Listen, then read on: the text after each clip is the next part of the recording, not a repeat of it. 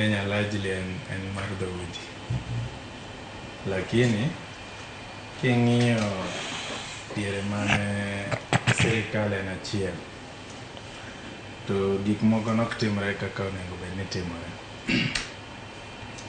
Joma ne owuok wadog chien matin, wadog chien kani manyo uhuru. Joma no champion mondo mzungu owuogi mondo wayud independence. Joma no kao active role majority ne gin joluo. Kwa bire multi-party democracy, joma no kao active role ne gin joluo. Point na en niya, ng'ama riek ma understand nationalism gi good governance gi development en jaluo. Ok adwar ni gini chieng' moro tii godo kagoya nikech ambe an gi political ambition ka jo mwage nyalo loko gini, lakini anawacho mana adier.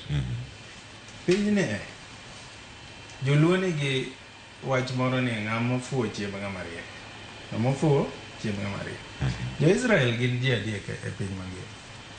Gin ji 3 million jo-Israel. To jo-Israel ema control pinyni. Nikech mondo mi control piny ok en political power, en economic power. Gi control multinationals, businesses. Obama gini kanodonjo e sirikal noweni en modhi rule. Nogone simu achiel kone ni kaka wanyise kaka itimo. Kik iwe ni ine jatelo kanyo ma yie wiyi ochako lokore rachar nikech nitiere weg piny. Iwinjo? Sani nikech ok wayudo political machinery kaka japuonj wacho, waonge economic muscle kaka nowacho.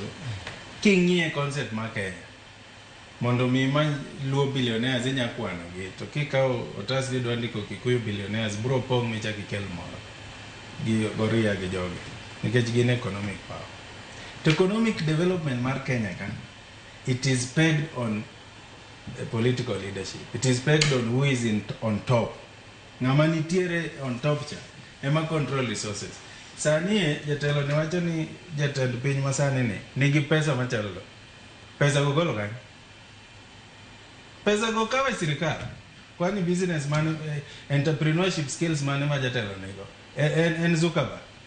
No discover Facebook. En gi multinational manyalo miye trillions overnight. Oyua pesa go e sirikal. Otiyo gi power ne o misuse public finances. Ochoko gi to keto gi piny kasto bro miwa piecemeal. Gima temo wacho niya, mondo mi wabed gi conversation mano wachako maber Vision 2030, so that we move from a third world country to a first developing countries. Anyisi kawuono ng'ama riek manyalo champion for that conversation en mana jaluo. Jo mwagi wamire mfano sani. Jo rabuon gi gisebedo sirikali higni adi, gise accumulate pesa kolwore gi sirikal. Sani ka koro ni dwaro mondo gigol jatelo manyalo champion for economic empowerment and growth, ng'ama giketo mbele? Ng'ama kia kata ni governance en kowuoyo to neno mana joka bendgi. Kowuoyo to neno mana joka bendgi. Osiepna ni wuoyo maber sana. To en localize national politics. Obukore ni wan gi paya, kia wan gi. Wadwaro jatelo mang'iyo Kenya as a whole. Mok ng'i ni wan joluo, wadwaro kia ogernwa jeti, ogernwa gik mathindo gi. King'iyo Homa Bay County kama, nitiere pi manotiyo gi billions, iluongo no Luch Kimira. Mano nengo bed ni turn round food security ma Homa Bay. Homa Bay nigi black cotton soil jatelo. Gimoro amora mipidhe piny ne nyalo tiyo Homa Bay. Obed mana nas, obed fruits, obed ang'o. Mondo mi watan that economic potential. Kidhi Kisumu kachacha nitiere lo, kikawe kawa Kibos. Mwinde ma enjoy lobno. Ema gipure ni ang'ang'o gano. Wadwaro ng'ama ng'iyo Kenya as a whole. Ng'ama nyalo ng'iyo Kenya as a whole en ng'ama riek mosomo motiegore mosebedo ka fight for the right thing for many years, ma en mana jaluo. Kibire kiwacho ni ati time thing. Bana, do you know what one day can do in politics? I know. One day kama. One gi 2025 pokorum wan e diere. Wan gi 2026. Koka wan gi the entire 2027 nyaka giko kuchoko kidhi yier. Wanyalo kelo ng'at mariek, ma jaluo, ma yan, ma champion for the right cause. To wanyisi gimoro achiel. Joluo sani neno ni eti kuwa wuok e sirikal ni twagore piny. Bwana wane mwasiro sirikal ni. Sirikal ni nogore piny chon joluo mosire oleng'ore mana ir joluo ni. Amamina ka ng'ani sani dhiro gimoro amora nyaka resolution okonyore tie jakom. Kuwa wuok e sirikal ni taduoge wach mana kone ni ng'ama ofuochiem ng'ama riek. Ineno jogi wanyalo control jogi mwalos mwaduog walu unity mwatigi the same concept manyino wacho mar dhoudi no mwawe mana ng'ani koliero gi dhouti achiel no. Sani jogi onge jatelo manyalo wuoyo mariek jorabuon gi manyalo champion for economic power gimanyo jaduo. Mineno ka sani jomong'e siasa matuti wacho ni ngire Orengo nyocho mi sum kia ng'ang'o. Dong' ing'eni kapok ochak kel ni Orengo gojo dong' noromo gi jogo gitemo kono Orengo okichung' wayie sani jarabuon moro nyocha wacho ni ineno nyang' mano odino ne jakom dhi kanan en wan sani wayie mondo wariedi kama onyono nding'wa to kadh loka kocha. By all means possible. Siasa and everything. Nyaki manipulate jogi tim kamati bed ng'ama riek tikao gi mikao. Kwa kao telo ni. Jaluo ko kao telo. Jaluo. Nike jaluo onge favoritism Cleophas. Anyisi sana. Sani ya kopo ninyi ni jatelo. Tibiro yudo B+. To jamuo moro biro to yudo A plane. Jaluo bro ndiko ja A plane. Jaluo onge ga milama jogi timo. Magisebedo ni ng'ato moran. Kaen kabila moro to imbi yamiya tich to gimo nyalo timo to jaluo ok ti kamano. Ng'ama nyalo riyo Kenya ni ma Kenya ni lu kuma wadwaro mondo wachak compete Burkina apenji wan waonge nyiego ni these small West African countries oyiero nyithindo matindo tindo kijende matindo Burkina Faso to gi Senegal ineno gik ma gitimo ne pinygi wachope generation manyien jakom gini notimo part gi they played their part 100% gingimagi magi miyo the political freedom wan go sani we have to take this anaromo gi koigi wamwere kona ni nene un sani kaka generation wagore ne gini an nandiko book mondik ni I refuse to die nikech jok man wachako gore go gini notho wadong' gi Raila gi ji matin kama mondo wa champion nu freedom ma un go sani nyalo dhi hotel tiwacho siasa inyalo dhi e pub tiwacho siasa onge ng'ama luwi. Koigi wacho ni diere mane wago siasa ng'ato nobedo jail for 15 years ni noleko ni en president noleko for 15 years obedo jail.